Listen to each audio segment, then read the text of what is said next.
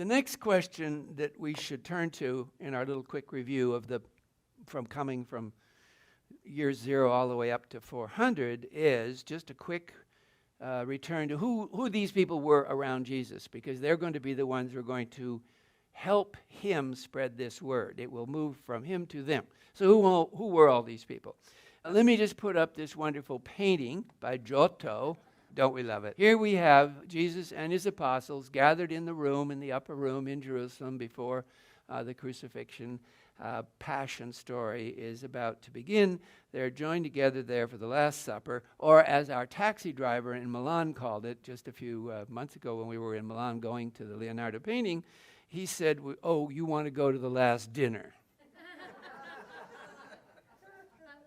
Don't you love it? The minute, just think of that from now on. Every time you say Leonardo da Vinci's Last Dinner, it isn't the same, is it? It isn't, is it? The minute you say that, we couldn't stop laughing. It was all we could do to get to the last dinner before we fell out of his taxi. We were so overcome with the charm of that, the last dinner. Anyway, here is the last dinner, and here they all are gathered, and these are the apostles. And one of the things about the group that is so interesting for us now is how much more we know about them than just 50 years ago, 30 years ago, 20 years ago. Here is this place called Sepphoris, Sepphoros. It is a city just 3 miles north of Nazareth. So it's a city very much in the world of Jesus and the apostles. Now, why do I mention it tonight? Because our knowledge of Sepphoris, which is all recent, it has come decade after decade after decade. So we've learned things in the 90s, we've learned things in the 2000s, we're learning new things right this minute.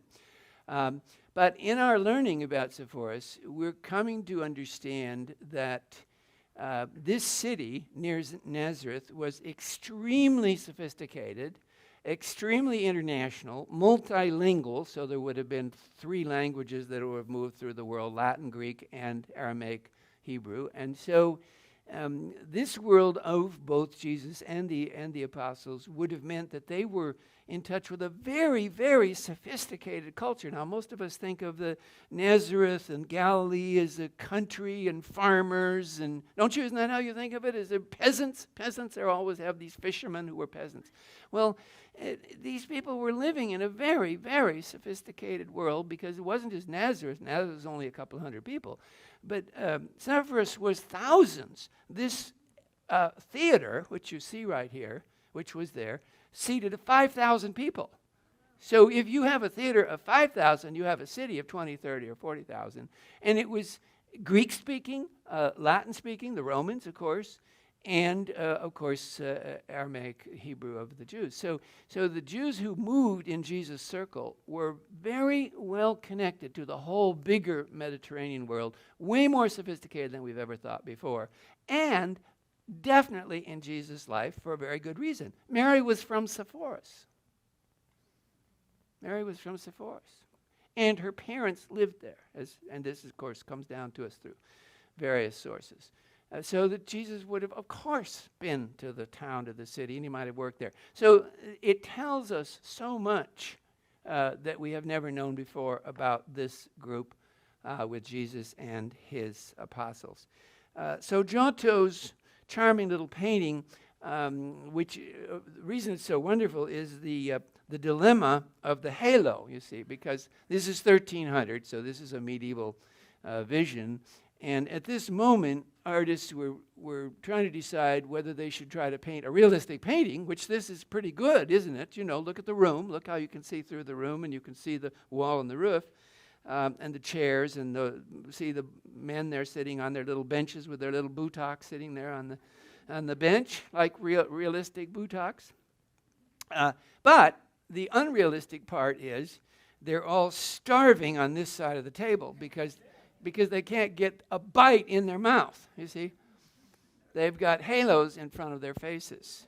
So the 3 men in the middle are just stymied as to what to do. The man on the right, on our side, is kind of peeking around his halo, and I think he's asking the other guy, pass him a panini or something. because isn't that wonderful?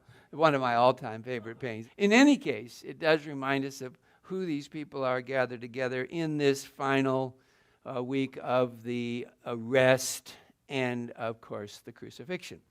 These are Giotto's paintings in Padua, in Italy. And then, of course, the miracle, the resurrection. Here's Mary Magdalene come to the tomb, and Jesus is saying, "Do not touch me." And the Roman soldiers are asleep in front of the tomb. And so that's the story. Now, of course, you all know that the next chapter in the story is the spreading of the word, so the telling of the story. So if you want to think about this, the first chapter is actually the life of Jesus, and then the second chapter is the spreading the word, traveling around, preaching. The apostles do that, and of course this man, Paul, does it from 5 A.D. to 65 A.D., so he lives for 60 years, born in Tarsus in the south coast of present-day Turkey called Asia Minor, and died in Rome. And so that story, the story of Paul, is the next part of the evolution of the first century. Here in Jerusalem is the council that we talked about in week 10, which is 49 A.D. in Jerusalem, where all the Christians come together, the Christian Jews come together. Peter, James, and others come to Jerusalem and try to solve the problem of Gentiles coming into their club. This is a whole new surprise. Nobody planned this. Nobody thought this through. But now they've gone out of Jerusalem to preach, and they're in places like Antioch and Ephesus. And so as they do this, they meet non-Jews who ask to join this new club, the Christian club. I'm joking. Nobody was calling it that yet. And so the dilemma came up. What did these people have to do to join the club? What was on the list? And so at the Council of Jerusalem, they considered all the different issues, and some were being very hard-nosed about it, and that meant that Gentiles had to do all the things you would do to be Jewish.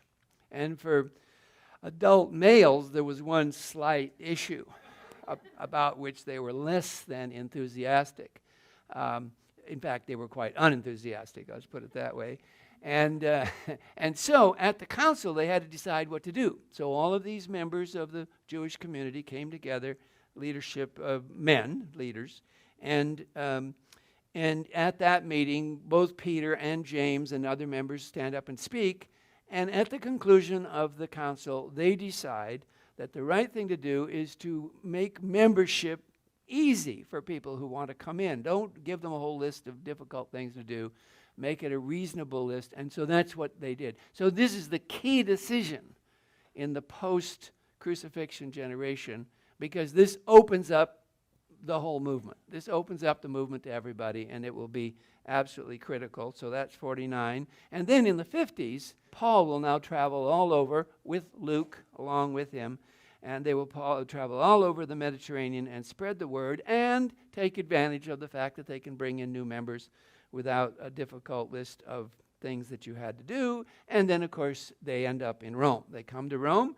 Both Paul and Luke and Peter and others are in Rome in the mid-60s at the very moment that the terrible Nero persecution of the Christians explodes. And so in the list of moments that we might make here today, of moments that are important to the Christians, this is going to be the first great crisis for the Christian community because, of course, at 64, 65 A.D., Nero is involved in this terrible fire in Rome, and people in Rome accuse him of starting it. And so in order to throw blame onto the Christians, he unleashes this first really terrible persecution of Christians. So that's 64, 65 AD. And as you know, both Peter and Paul die in this persecution, 64, 65 AD. We know a lot about it because the great Roman historian Tacitus, 56 to 117 AD, wrote a history of Rome and had access to all the archives and all the documents. He knew everybody, he knew the emperor. And so his book on Roman history, and you can read the article. If you want to read an article about him, here's a very good article on Wikipedia, Tacitus on Christ. But if you notice his passage in his book on the Christians, this is the most important piece of evidence that we have in this first generation to tell us something about where Christianity is by the year 65 or so. Here's the passage. Consequently, this is in Tacitus's book about this moment 64, 65. Consequently, to get rid of the report, Nero fastened the guilt and inflicted the most exquisite tortures on a class hated for their abominations called Christians. This is the first non-Christian source we have to tell us something about the Christians, Tacitus. As you can see, he doesn't like them, right? You can all see that, right? Their abominations, called Christians, by the populace. Christus, from whom the name had its origin, suffered the extreme penalty during the reign of Tiberius at the hands of one of our procurators, Pontius Pilate. And a most mischievous superstition, thus checked for the moment, again broke out not only in Judea, the first source of the evil, but even in Rome, where all things hideous and shameful from every part of the world find their center and become popular. Accordingly, it was a terrible thing. Accordingly, an arrest was made of all who pleaded guilty. Then, upon their information, an immense multitude was convicted, not so much of the crime of firing the city as of hatred against mankind. There were all kinds of ways that you could prosecute the Christians. Mockery of every sort was added to their deaths. So they were covered with skins of beasts, and then they were torn by dogs and perished, or lions and tigers in the Colosseum. Or were nailed to crosses, or doomed to the flames and burnt to serve as nightly illumination when daylight expired. So there's Tacitus's accounting of this new group, these Christians, in this history of Rome, apart from any Christian source. So that's one of the first most important non-Christian sources we have, and it helps us mark that date, 64, 65. And in the evolution of our first hour here, take note of that, because what that means is that those events of 64, 65, 66 were such as to cause the Christian community to become concerned about whether they'd be able to remember what had happened back in Jerusalem, that people were being killed who knew. So, for example, the execution of both Peter and Paul stunned the Christian community in Rome, and they said, we better write this down. So I think it's a very good explanation of the cause of Matthew, Mark, Luke, and John, that the events of 64, 65 are shocking enough so that it's right then, 66, 67, 68, 69, somewhere like that, that the first books, Mark's book, which we call the Petran source because he knew Peter, and Luke's book because he knew Paul. So that's the first major intersection here in our journey to the present, and that means that we are now at the Gospels. And when we enter the Gospels, we're in a different era. So you have the life of Peter, the life of Jesus, then you have the life and the preaching of the apostles who knew him, and now, chapter 3, the life of Jesus and the apostles in the documents of Matthew, Mark, Luke, and John, and the letters of Paul.